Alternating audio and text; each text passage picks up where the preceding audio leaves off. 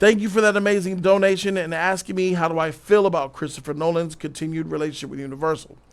Christopher Nolan has come out and said that he will be releasing a film, his next film, for Universal Pictures in 2026. So 2 years from now, there will be another Christopher Nolan masterpiece that is behold upon us, because Christopher Nolan is the greatest director in Hollywood right now, period. Point blank, period. And yeah, his next movie is going to be with Universal. His previous movie was Universal. But if you guys remember, and I wonder if you guys remember or not, it didn't always start that way. His relationship was so much, he was exclusive, I believe, strictly to Warner Brothers. Warner Brothers, he was making Warner Brothers movies since 2005 was Batman Begins. 2005, Batman Begins came out. Now, I don't know if Memento was Warner Brothers or not. That would be it probably was too, because Warner Brothers is known as the studio of directors, or at least it freaking was. They're acting different now. Let me see. Memento. Christopher Nolan business. Memento.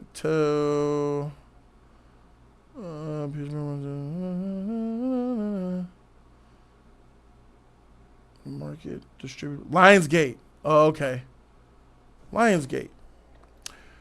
Does Warner Brothers own Lionsgate? Who owns Lionsgate? Oh, nobody owns Lionsgate. Lionsgate is just Lionsgate. AT&T has 2% of Lionsgate. So Warner Brothers owns 2%. So, yeah, it started in 2005 with Batman Begins, all the way up into 2020 during the pandemic, when this douchebag named Jason Kilar came from AT&T and took over Warner Brothers, hijacked Warner Brothers basically, and he released the SnyderCult movie, which was terrible, and then he announced every movie that was slated to come out during 2020 will still come out during 2020.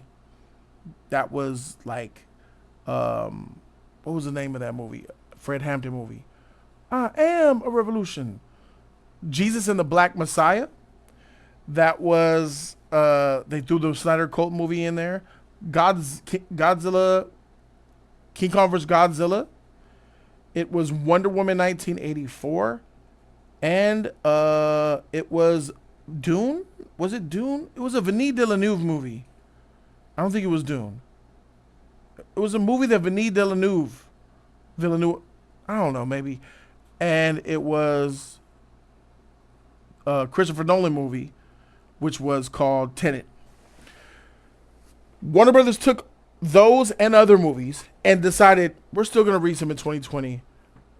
We're going to do not day and date, where there was a deal where 45 days after it hits the theaters, you get on the streaming. They said no. Same day, right there on streaming. Day and date. Same day on streaming. He dropped all of those. Jason Kilar dropped all of those movies onto HBO Max. When a director makes a movie, they're making a movie for the theater. There's a special relationship between director's vision and a theater. I'm not shooting on streaming directors unless your name is Hack Snyder, and I'm definitely shooting on you. There's a different level of being a streaming director versus a director that releases movies for theaters. It's like a huge upgrade. It's a promotion. It's the next level. And when you take somebody's film, some of these budgets had $200 million. When you take their film and say it's on a streaming service, it's disrespectful to that director. And a lot of people got upset. Patty Jenkins got upset. She had a meeting with Warner Brothers to discuss some residuals, and I heard that went well.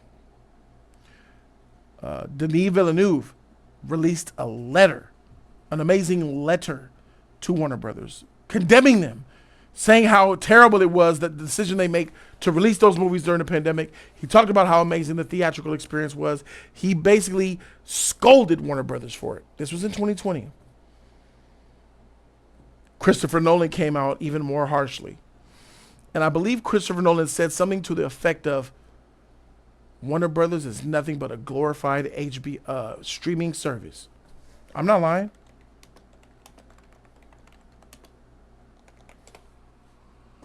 What did he say? Here it is. This is an article from December 7th of 2020. This is a Hollywood Reporter. Christopher Nolan's HBO Max was the worst, says, worst streaming service. Watch this. This was the day. Look at all the movies. That's Ann Sarnoff. That looked like Will Smith. Kong, Godzilla. There's Wonder Woman in there. Some of our industry's biggest filmmakers and most important movie stars went to bed the night before thinking they were for a great movie studio and woke up to find they were working for the worst streaming service. That is from Christopher Nolan himself. Some of our industry's biggest filmmakers and most important movie stars went to bed the night before thinking they were working for the greatest movie studio, which that's exactly what Nolan said Warner Brothers were. The greatest place to work. The greatest movie studio. And I agreed. Warner Brothers is still the greatest movie studio. That's what I believe. He says they woke up, thought they were working for the greatest movie studio, and they woke up to find they were working for the worst streaming service. Shortly after that, Christopher Nolan let Warner Brothers know, I'm taking my talents away from here. When he left Warner Brothers, he didn't even have a place to go to. Think about how brave that is. Think about how set in stone his disgust and his mentality was. To leave Warner Brothers without warning, saying I'm gone, without even having a landing point. That's what Nolan did. That's why he's the GOAT. He said, Warner Brothers, I'm gone. Where you going? I don't know. We'll see who wants me. Went straight to Universal. Dropped Oppenheimer. And gave Universal almost $1 billion movie.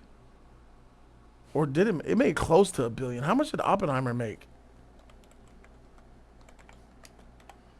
It might have made the $1 billion. Oh, wow. Almost. Wow.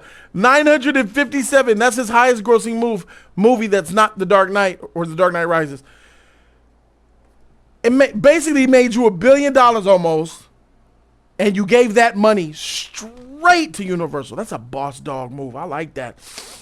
I respect that. And not only that, he delivered a freaking Oscar for Best Picture to Universal. What else did he deliver? He delivered an Oscar for Best Supporting Actor for Robert Downey Jr.